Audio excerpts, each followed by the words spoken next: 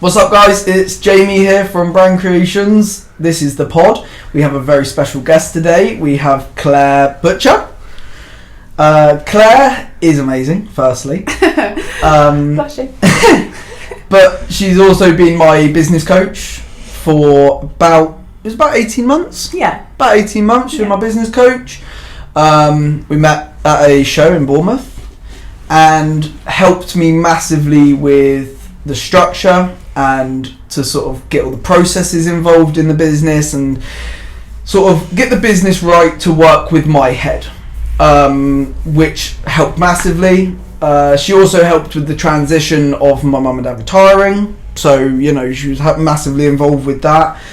And yeah, so we wanted to do a little bit of an interviewee podcast with Claire because she's amazing. We want to introduce her to everyone that watches this, and you know, you can go check out her stuff. We'll tag all her good stuff after, and yeah, so hopefully you enjoy.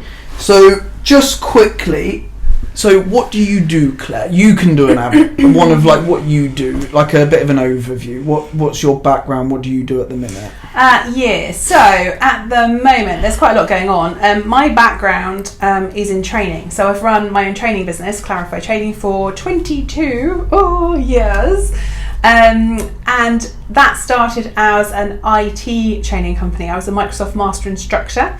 I was one of only 400 in the world at that point, but I didn't know anything about marketing, James. Right. Imagine if I did, I'd have milked that to the houses and back, but I didn't. So I just did lots of Excel training at that point. And then somebody said to me, if you can train anything, you can train soft skills. And I had a go, and I did things like dignity at work and customer service and those kind of things. And I figured out, I love this. So standing in front of people and actually getting into the soft skills side of things became my niche, more so than the IT training. Right. So I started doing that, and then I discovered that managers desperately needed support because managers are a bit pants at managing, and they don't get any help at all. And I think there's a statistic, and I can't tell you exact numbers, but it's something like a person will be put into a management position in their 30s, they won't get any training until they're 40. Right, okay. How's that helpful for those years where you're being managed by someone who doesn't know what they're doing? Yeah. So these companies are losing top talent because they haven't got the managers right. So I thought, we can fix that without it being ridiculously expensive. So, you know, to make a one-day course for people to just give them the overview on how to be a good manager doesn't cost a fortune. Anyone can access it. That's been really, really helpful. We've had quite a lot of success in hospitality on that side as well. So quite a lot of restaurants and things like that, because they haven't got a lot of money. There's not a lot of margin. No. So for those guys, they've really enjoyed it. Then COVID, that lovely time of our lives, we all remember dearly and greatly, completely killed training. And what it did was sent loads of trainers who I respect greatly online. And I personally hate online training, so stubbornly refused to take my training online, to my detriment probably. However, I didn't want to do it. I didn't get anywhere near the same gratification. I didn't feel that the people were getting the same value as they would in a room. So I didn't want to do it. So I turned to what else I could do. So I studied as a hypnotherapist, and I did some really great work during COVID on hypnotherapy to help people through their anxiety issues and phobia issues that have been coming through that happening. Learned a lot about language during the hypnotherapy training and things like that. Right. And then happened to bump into somebody at a show. I don't think it was the same one I met you at, but it was another show. Who owns a coaching company, and I became an associate of theirs. And that's how I met you, through that relationship, which still carries on. And I thought, can I coach? Do I know enough?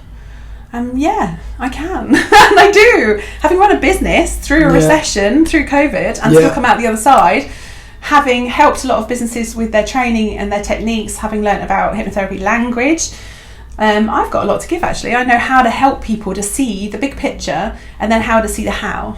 So as a coach, I'm an operational coach, I would say. I'm not a consultant coach. So for me, the difference is a consultant coach is very much about strategy and telling and giving you a set of instructions and going, good luck. Whereas I go, how can I help? So I get my hands dirty, I get in there, I look at your numbers, I challenge your numbers, I challenge people that you work with. I challenge suppliers on your behalf. I have all those real operational conversations. So for companies that want to work with me, they don't want a standoffish consultant coach. Yeah. Then I'm perfect for them. Somebody who wants just a coach that just pulls off something off a book and goes, have that, and make sure you make 10 times more cold calls and 10 times more marketing leaflets and stuff. That's not for me. My question is, what do you want to do? What do you enjoy doing? If you hate doing cold calls, I'm not going to make you do cold calls.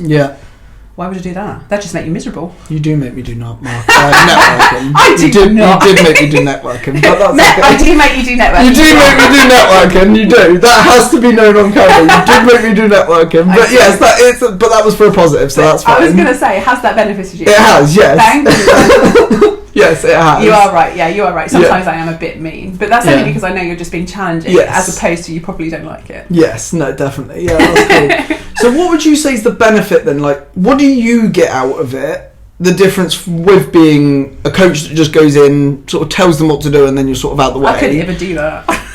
What do you get from it then? Oh my goodness. So I feel like all my clients, I am completely their biggest cheerleader.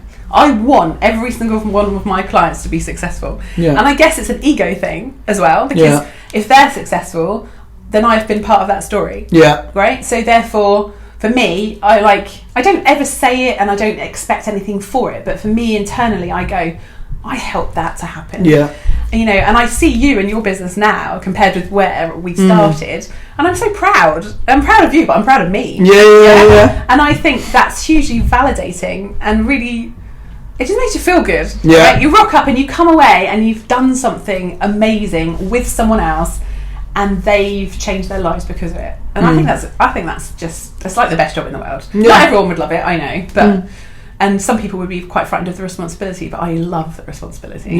So, and I love having those ideas with people and having those conversations, because you know yourself, you have brilliant ideas, millions and millions of ideas, but sometimes it's down to, okay, I love that idea, let's now really focus on how to make that work. And we might need to tweak the idea to get it to work. We might need to downsize it for now, ready to upsize it when you're ready, or we might need to upsize it because you're thinking too small. So it's that challenging conversation all the time with somebody that is not in your business, so doesn't know the intricacy, isn't tainted or stained by what might go wrong. What they're more interested in is what could happen. So I just think it's hugely rewarding. It's hugely exhausting.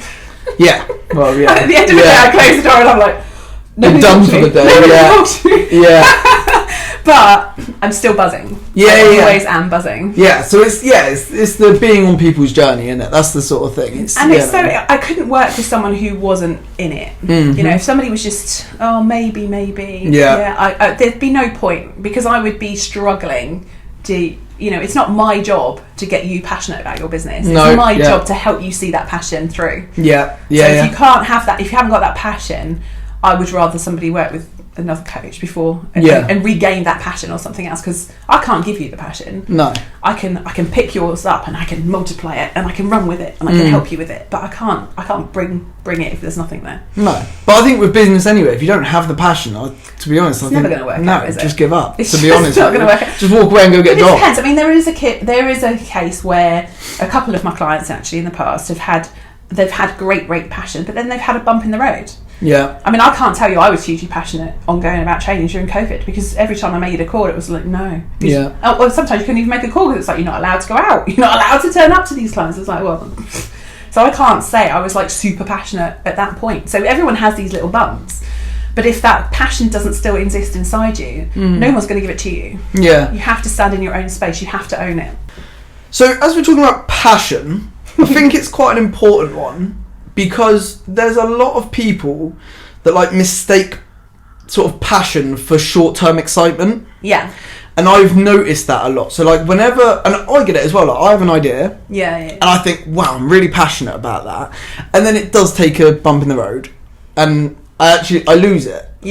Now, actually, I look back, I was never passionate about it. It was just an exciting thing. It was shiny at the time. It was shiny. Exactly. And you just chase it around for a bit, and then you sort of, you know. And I think, like, I think you don't know until it's a passion until stuff gets hard.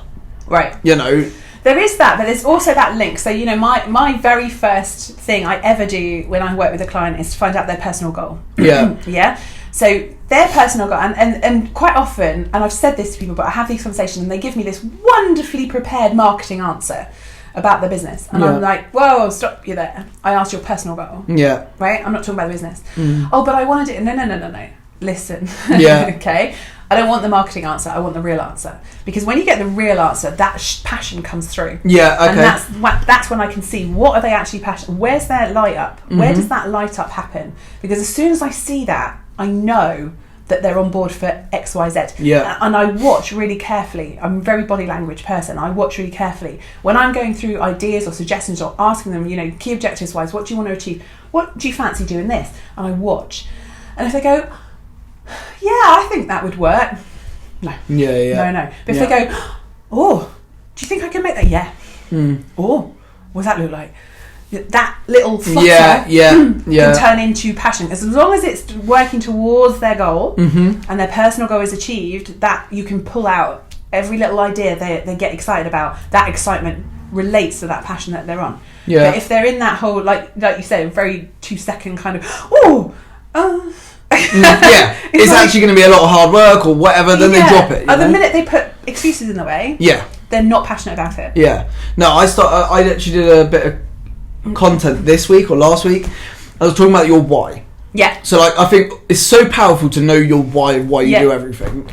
And I think that's the most, as you say, you start with the personal goals. I call it my why. That's why there's no point starting it until you know what you want to achieve. Right. Because otherwise it's going to be when there's problems, when it's shit, you're going to get knocked off. Right. Because you're not remembering what you're aiming for. Exactly. And the aim, I remember personally years and years ago, somebody tried to business coach with me and they were like, what's your 5-year goal? And I was like, don't know. I don't even think 5 minutes ahead. You expect me to think 5 years ahead? Don't be ridiculous. So again, it's not time scale. Yeah. It doesn't have to be time scale. No. I had the first meeting with a client the other day and they were so clear. They could tell me in 10 years' time, this is what it's going to look like, this is how it's going to be, and this is what I'm like, fantastic. For me, I can get them there, no problem, because they know what there looks like. Yeah. Other people, what's your personal goal?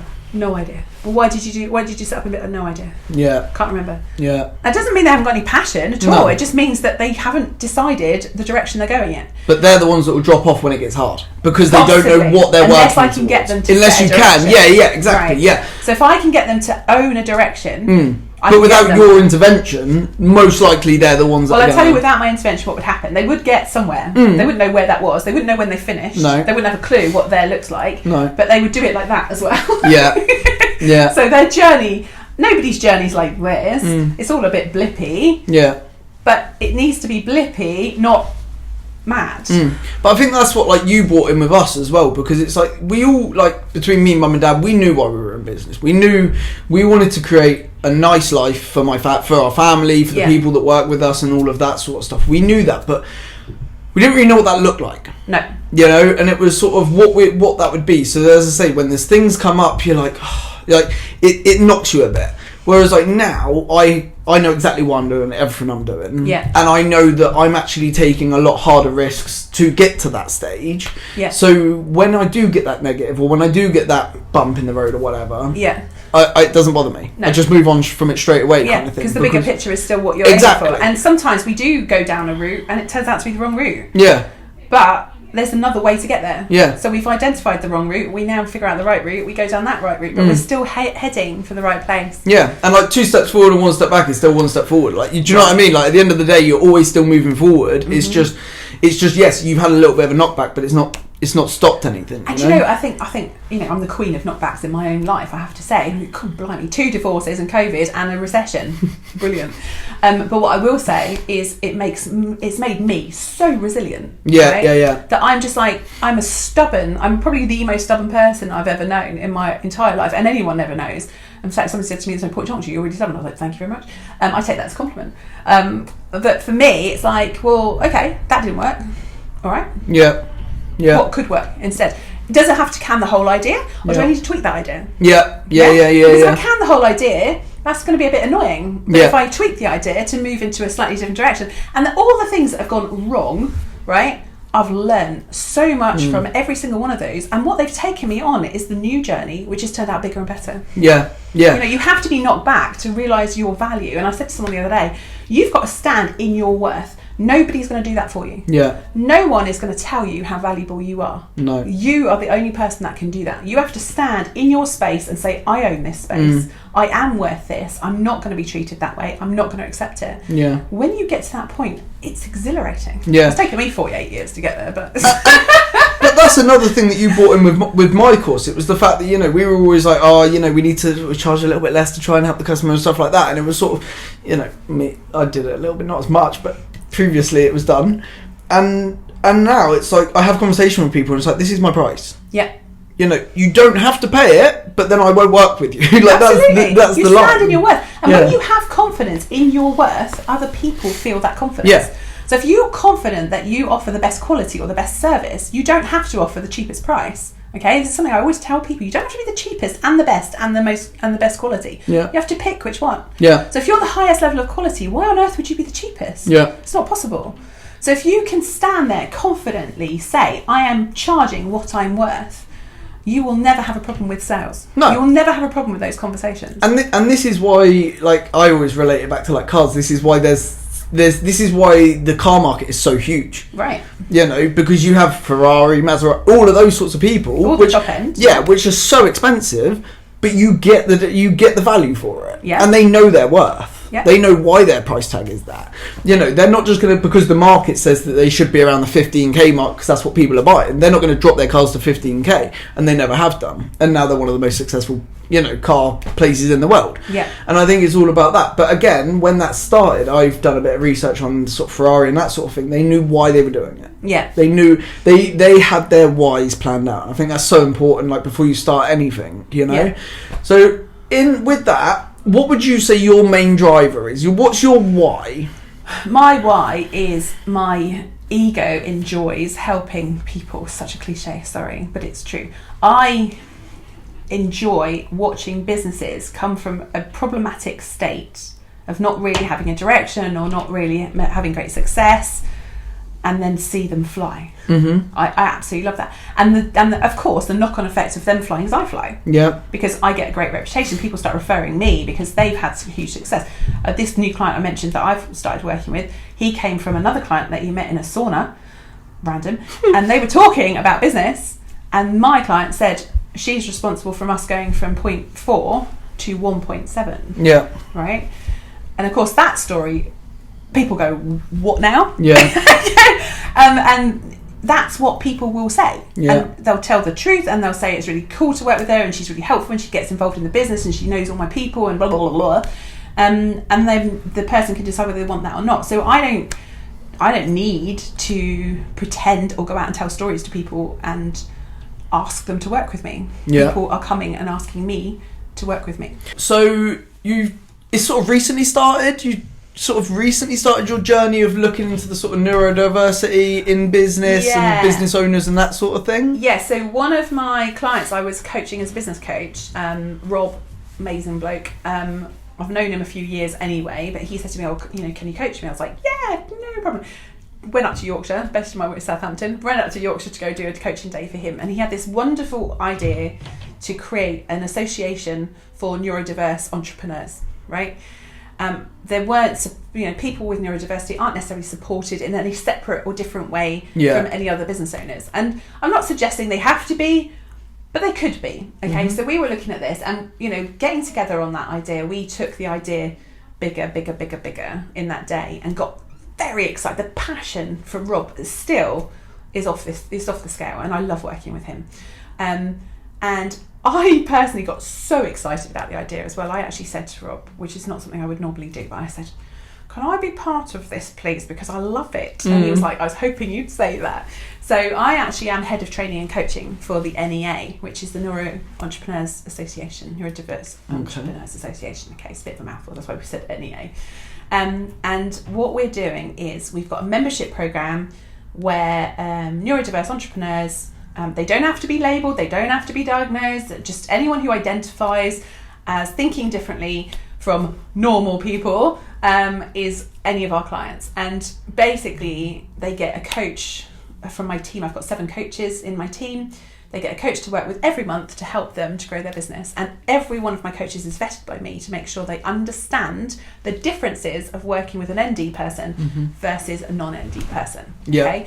And all the differences are completely different. Okay, you can't pinpoint people. Right, okay. You know, oh, you're autistic, therefore it must behave like this. Right, yeah. Anyone who says that, I just want to smack them in the face, because that's not how it works. Yeah. You need to understand better how to work with that person, how to understand potential overwhelm issues, how to understand how to communicate, how to understand how to put the action plan together. Sometimes you need to put colours in order for it to stand out so they can actually read it. They understand that their written skills, sometimes dyslexia features on ND, okay? So their written skills sometimes might not be up to scratch as you would expect from a business owner, but that doesn't mean you get to contradict them. You get to support and help. Now, we recently, with the group of neurodiverse entrepreneurs we're working with up in Leeds, we recently got together with the group, and it took me 5 hours on the train to get up there. I stayed overnight in the hotel. The meeting was 3-4 hours long, and it took me 6 hours to get back. Okay. Now, people would question that. Honestly, you can take 11 hours for the best 4 hours I've had in probably the last 10 years. Yeah. Honest to goodness. That room was full of authentic, passionate, wear their heart on their sleeve, really want to make a difference in the world people. Yeah. I have never been more honoured to be in a room with those people in my life. And, you know, I work with 12 of those guys, 12 of them, I'm their coach. And every single session we have, they amaze me every time. Their ideas are just big and brave and exciting. It's the commitment that sometimes is difficult, especially ADHD, as you and I both relate to. It's difficult sometimes to have that idea and then do something with it. Because the minute you try and sit down, something else is coming up, and it's completely different. That's why it's called diverse, okay? Because it's a completely different idea. So it's pinning people down to an action plan that picks up the best of their ideas, doesn't lose anything, but focuses them and say, well, this is how to take that one step at a time. Because there's no point trying to do everything in one go. I know you do. But you have steps, right? And so they need the steps. And a lot of the neurodiverse entrepreneurs I work with are single. They're like one-man bands. They don't have a team like you do. Okay? So they are responsible for every single one of those steps. So it's getting the steps in the right order so they know that they're getting that idea realised, but keeping them on track with that idea. Yeah, I think it's quite interesting because, as you say, you know, I'm heavily... We relate. Yeah, we relate quite heavily. And I think, it's one of those things that we've started talking about over the last couple of weeks for, like, me and, like, what it's like sort of running a team, running a business, sort of starting different businesses and that sort of thing. And, like, someone said to me the other day, like, how are you not in bed with the stuff that's going through your head at the moment? Like, with 3 businesses and you're running a team and all this sort of stuff, you know, close pregnant, I've got 2 kids. She's like, how are you moving? And I was like, this is the only way I do move. Like, when it's quiet... Balls to the wall, let's hear it. I'm either in it or I'm not. Like, leave me alone if not, you know? And it's funny because I think I'm very lucky. Like, I've got the team, so they do a lot of my... sort of manual typing and the back work for me, which is very good, and I normally just scream ideas and they just take them off and stuff like that. But it's funny in business working with like ADHD and that sort of stuff, because I think a lot of people expect you to be a certain way in business. Like, I've grown up in a place where I'm young, I'm covered in tattoos, I'm not a very normal business owner sort of thing, and at the start I always wanted to try and fit in. Because I felt I had to. And then it got to the point where I was like, do you know what, actually I'd have much more success being myself.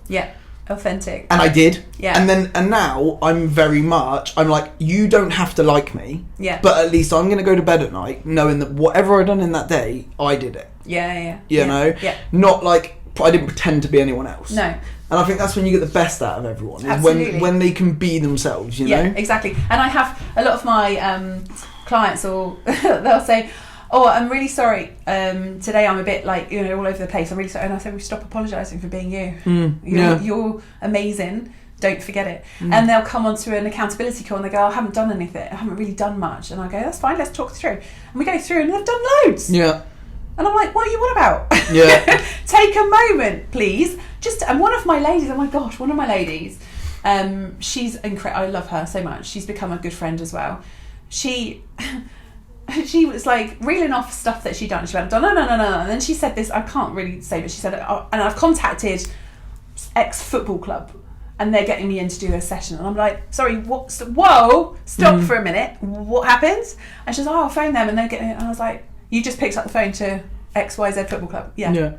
Okay, I said, can we just take a moment? Yeah. Just a moment to feel a little proud of that. Yeah. Because that's brave, girl. I'm so proud of it. And she's like, oh yeah, I suppose it is. And I was like, seriously, do you know what I mean? Like, take a moment. Yeah. Just take a moment. Just notice what you have achieved and what you have done. Yeah. Because people with ADHD, they fly through these ideas. The next one, and you don't take any time to celebrate that it worked. You go, woo, and then you move on. And it's like, just a moment to go, look what I've done. Yeah, we were literally having this morning because we've just signed like one of the biggest contracts that the company's ever taken. And I said, okay, cool. And I went straight upstairs and focused on the next one. Now, that for this business is major, but I just went, okay. And everyone else is like, Jamie, what are you doing? Like, why aren't you running? Why aren't you celebrating? And I'm like, well, we've got it now. Like, take a moment.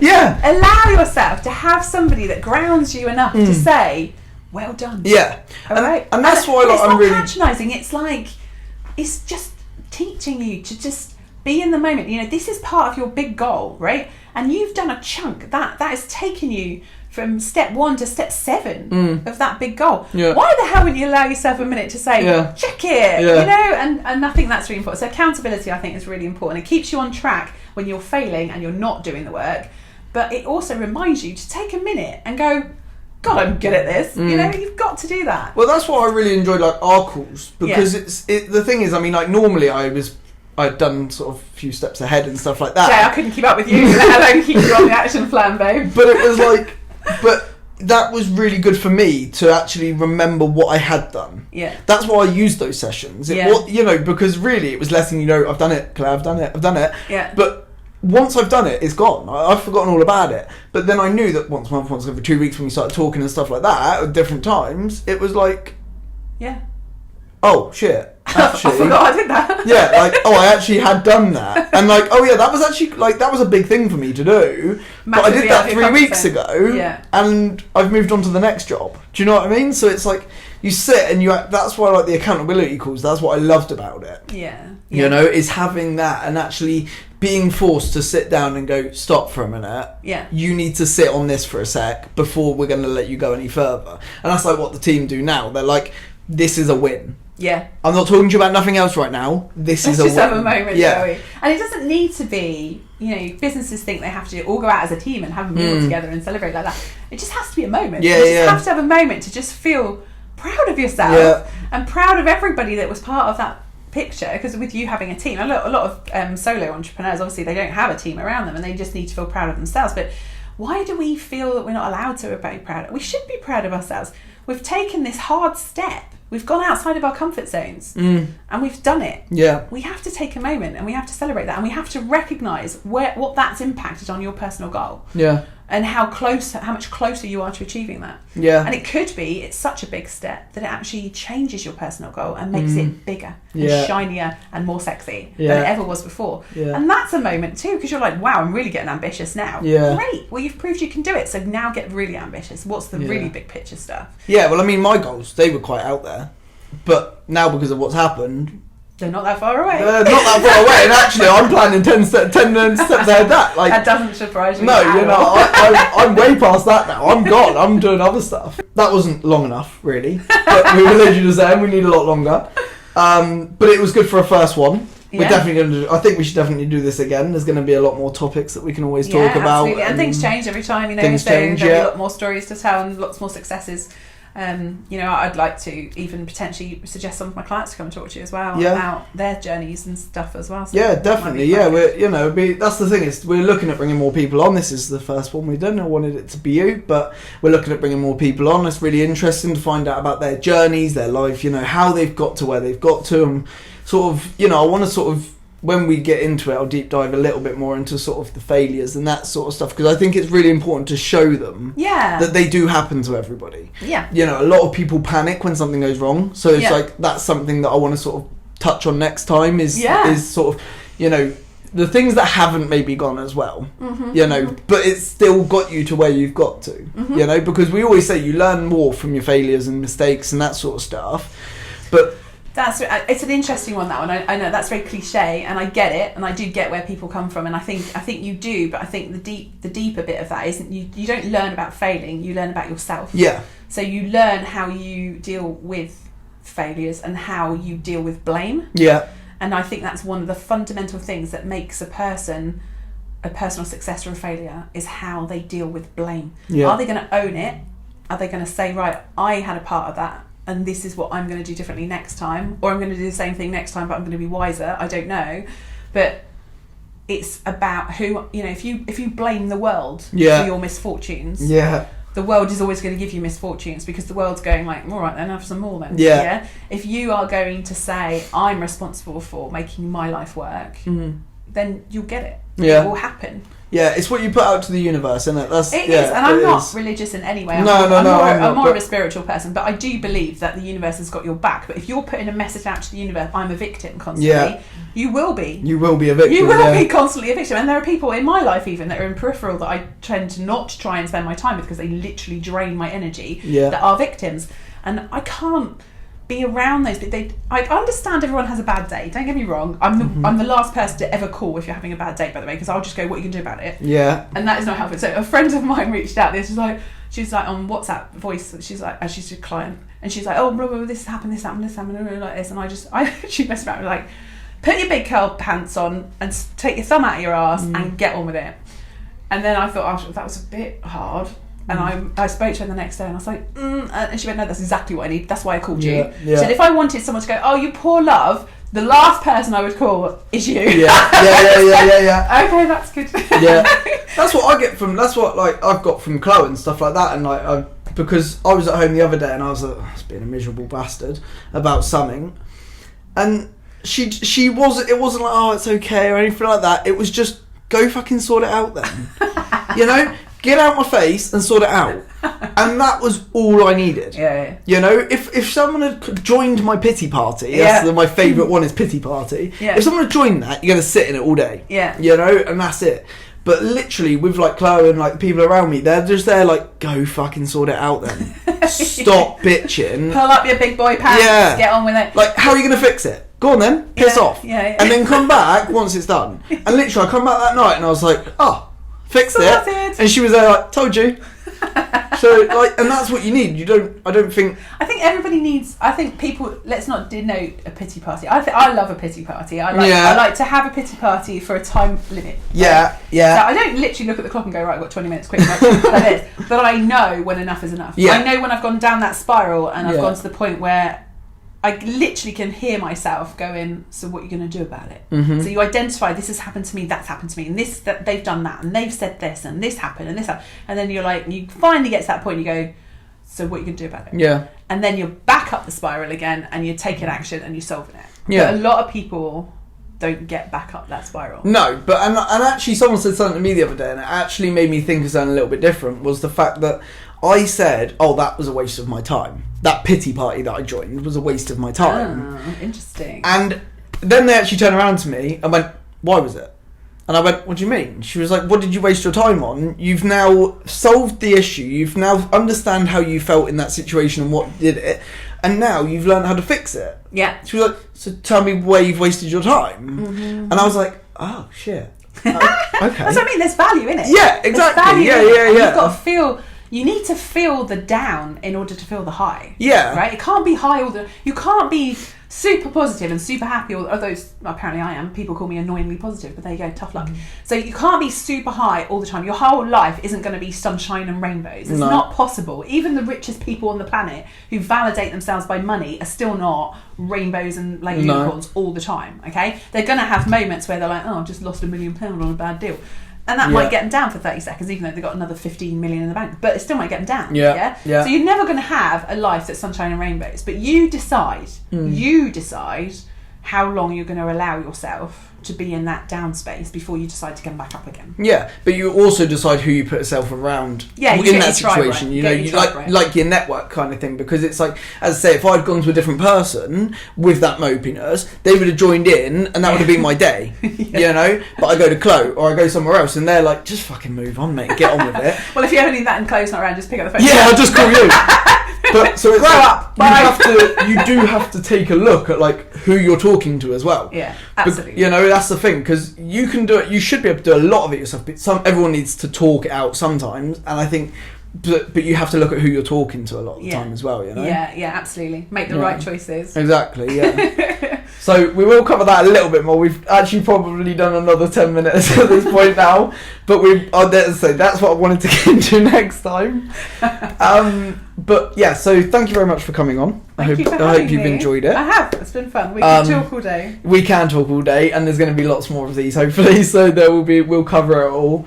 If you enjoyed it, do as what Jazz says. Do all the good stuff, which is like, comment, and follow. I think is that the good stuff. I think Jazz has been behind the camera today, which is a bit different, but I think she's enjoyed it. And yeah, see you next time.